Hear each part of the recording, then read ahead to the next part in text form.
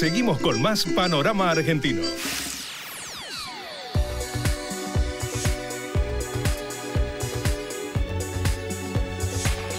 Panorama Argentino llega a la Facultad de Ciencias Económicas para participar de las jornadas de reflexión sobre el recurso energético, estos últimos 10 años y todo lo que se ha trabajado en materia de energía. Lo que se hizo y lo que queda por hacer aún, vamos a mostrarles este informe especial que preparamos para ustedes.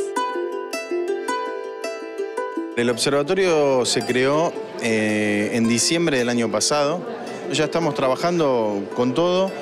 Somos alrededor de unos 20 profesionales y técnicos y dando el debate, investigando y estudiando la situación energética, económica, también social, interrelacionando todo y poniendo a la disposición sobre todo de la sociedad.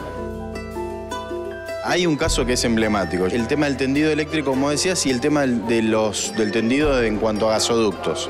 ¿Por qué?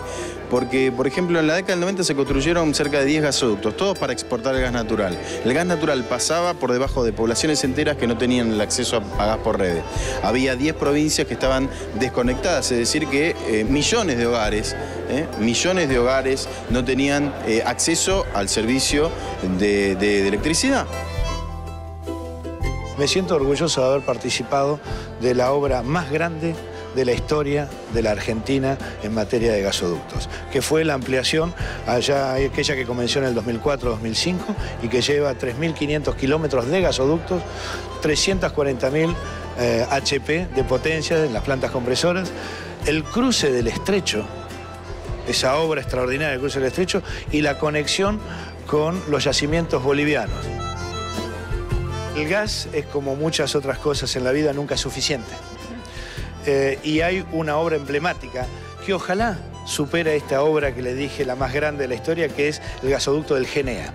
El gasoducto del noreste argentino va a llevar el gas a 5 provincias o parte de esas 5 provincias que no tenían gas, que desde el principio de la creación de nuestro país no tuvo gas. Y es una reparación histórica.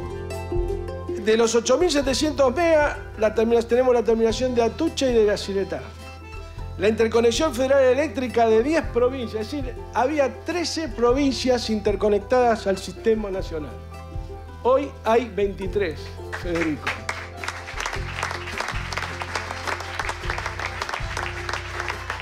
Y Tierra del Fuego va a quedar interconectada en el curso del año que viene con la construcción de un electroducto submarino de 220 kVA. Estamos liderando las exportaciones de biocombustibles en el mundo. Pasamos de 0 a ser líderes en exportación de biocombustibles. Tenemos que todos concentrarnos y apuntalar lo que hemos construido y fundamentalmente respetar a quienes tuvieron la iniciativa de construirlo y que nosotros militantemente seguimos. ¿Es posible transformar un terreno baldío en uno de los mejores hospitales públicos de Sudamérica? Ese fue el sueño que se materializó en la inauguración del Hospital El Cruce, en Florencio Varela. El Hospital El Cruce, ubicado en el corazón de Florencio Varela, fue inaugurado en el año 2008. Más de 1.000 personas trabajan en este lugar y 2 millones de habitantes de Florencio Varela y el resto de la Argentina asisten a ser atendidos por los profesionales de la salud más destacados del país. Hoy Panorama Argentino lo visita para mostrarle a nuestra Argentina la calidad en salud pública. El 16 de noviembre del 2012 ya tenía síntomas de dolores en el pecho, dolores en el brazo. Voy al hospital de Florencio Varela con todos los síntomas que tenía. Dicen que la mejor situación que puede ser para mí, un traslado a este hospital, al de Cruce Varela. Aquí se hace de alta complejidad y son otros los hospitales que nos derivan los pacientes. Es decir, nosotros hacemos, para que se entienda, cardiocirugías, neurocirugías, las cirugías complejas, trasplantes. En la ambulancia ya tuve el infarto, morí en el camino. Me desperté y estaba entrando a este hospital. Después, nuevamente, cuando estoy despierto, estoy ingresando, nuevamente otro infarto. Y ya todos los doctores estaban recibiéndome, estaban ahí esperándome, mejor dicho, para hacer lo mejor que saben hacer, salvar gente. ¿En qué consiste el trabajo en red? Que nos interesa el ciudadano, es decir, que no sea el ciudadano el que tenga que trabajar, por decirlo de alguna manera, es decir, que tenga que hacer colas para que le den un turno, el que tenga que llevar y traer muestras, el que tenga que ir a buscar un resultado, sino que el sistema de salud, de alguna manera, le resuelva los problemas. Este servicio en red que están haciendo con los hospitales de la zona sur es espectacular y ayuda a mucha gente, no simplemente de acá. Tuve compañeros de sala que eran desde la costa. Ese mismo día que me dan el alta tengo un ACV y sin ningún drama vinimos al hospital y nos recibieron como lo mejor, como si fuese la mejor persona de acá, una persona importante. Me recibieron, me dieron lo mejor y bueno, estoy bien. Para nosotros que venimos de la práctica privada, digamos, trabajar en instituciones privadas, fue realmente un anhelo. Hace 2 o 3 años, cuando la institución estaba recién hecha, yo tengo contacto con el ministro de Vida porque es paciente y lo he visto en varias oportunidades. Y le comentaba siempre el inconveniente que teníamos de atender a ciertos pacientes que carecían de cobertura. Y bueno, surgió la idea de decir, ¿por qué no vas a charlar con la gente del hospital que acabamos de hacer? Y bueno, la verdad que cuando me trajo hasta acá para ver el hospital me quedé asombrado. El motivo por el cual yo llegué acá fue un motivo muy lindo y especial, que fue que yo atendía a una médica que trabaja acá y ella siempre me insistía, tenés que venir al Cruce, que es un hospital distinto. ¿Qué significa un hospital distinto? Significa que para hacer trasplante tenés que tener un muy buen balance entre los recursos humanos, es decir, gente muy capacitada para hacer el procedimiento, y los recursos institucionales, porque si la institución no es de alta complejidad, es difícil hacer trasplante hepático. El trasplante hepático es una disciplina muy compleja, con enfermos muy graves, que tienen una ventana chica para que tengan una evolución satisfactoria. Me dieron lo mejor y bueno, sigo acá continuando con la historia y mi vida.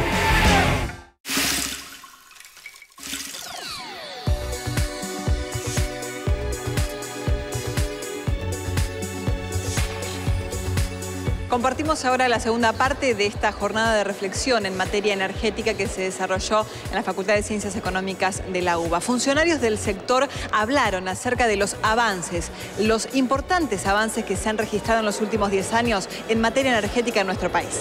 Lo que se construyó en materia de tendidos de alta y extra alta tensión, lo que se construyó en materia de gasoductos, fue para interconectar provincias desconectadas, fue para sumar millones y millones, cerca de 6 millones de hogares al acceso a gas por redes, cuando antes el gas lo exportábamos, y al servicio de electricidad, cuando antes exportamos electricidad o sobraba electricidad, porque teníamos un mercado interno pauperizado. Fue el primer gran paso que dio el gobierno nacional, juntó a las provincias del norte grande argentino, a las 9 provincias, y se diseñó la interconexión eléctrica en 500 kilovoltios del NEA con el NOA. En cuanto a energías renovables, la energía eólica, que ha pasado de 0 a estar representando cada vez más una participación cada vez más crítica desde un punto de vista positivo de la matriz energética en renovables. Y lo mismo con energías alternativas. Hablar de los biocombustibles es entender cómo en la matriz energética nacional se incorpora una diversidad de producciones que la Argentina tiene en todos sus aspectos. Toda la política de energías renovables, de las que no son derivadas o propias de los combustibles. La eólica, la fotovoltaica, la biomásica. Y otra vez la Argentina aparece primera en el ranking. De un poroto de soja terminamos cargando el tanque de gasoil de un auto. De la caña de azúcar incorporamos al volumen de la nafta. El camino y la política es correcta. Afianzar la soberanía energética nacional y, por supuesto, diversificar en lo que más se pueda, no solamente con los recursos renovables, sino también los no renovables. Tenemos que entender una cosa, porque si no, politizar este tema sería un error. Esto es una cuestión de Estado. La energía y la matriz energética y la soberanía energética es una cuestión de Estado que supera el discurso político. Yo creo que uno de los grandes pilares y logros de este Plan Energético Nacional finalmente es que coloca al Estado como puntal del desarrollo de la construcción de una nación que se precie de tal. Y el tendido que teníamos eléctrico y de gasoducto era el mismo tendido que teníamos como por ejemplo era el tendido de los ferrocarriles cuando en esa Argentina del Centenario que nos llevaban todo y que eran ferrocarriles que nada más que servían al interés británico. Se necesitan fierros, se necesita tecnología. Entonces tiene que estar compenetrado todo el sistema productivo nacional, todo el sistema productivo. Transporte, distribución, logística, comercio, industria, para un solo objetivo, producir, y un objetivo soberano que es el bienestar social del pueblo.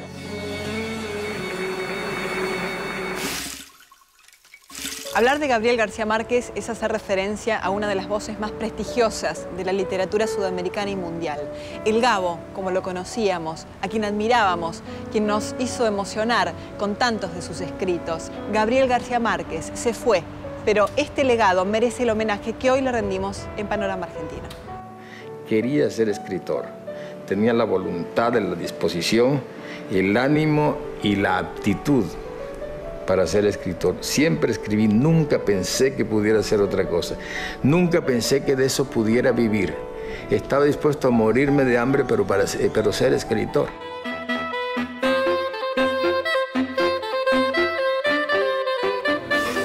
Bueno, García Márquez tardó mucho en dejarnos, así que bueno, lo hemos disfrutado muchísimo, ¿no?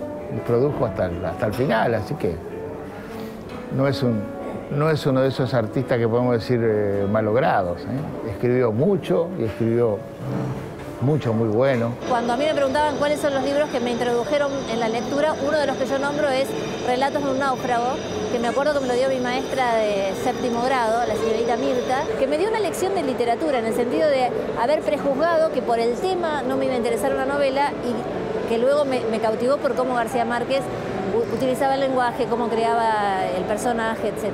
Para mí fue un autor que marcó mis lecturas de los 80, cuando yo tenía 20 y pico de años. Bueno, ahí leí 100 años de soledad, 12 cuentos peregrinos, Noticias de un náufrago y Crónica de una muerte anunciada. Muchos años después, frente al pelotón de fusilamiento, el coronel Aureliano Buendía había de recordar aquella tarde remota en que su padre lo llevó a conocer el hielo. Nos acompañó en aquellos años 60 y 70 que fueron en muchos aspectos reveladores a nivel universal, incluso de la condición latinoamericana.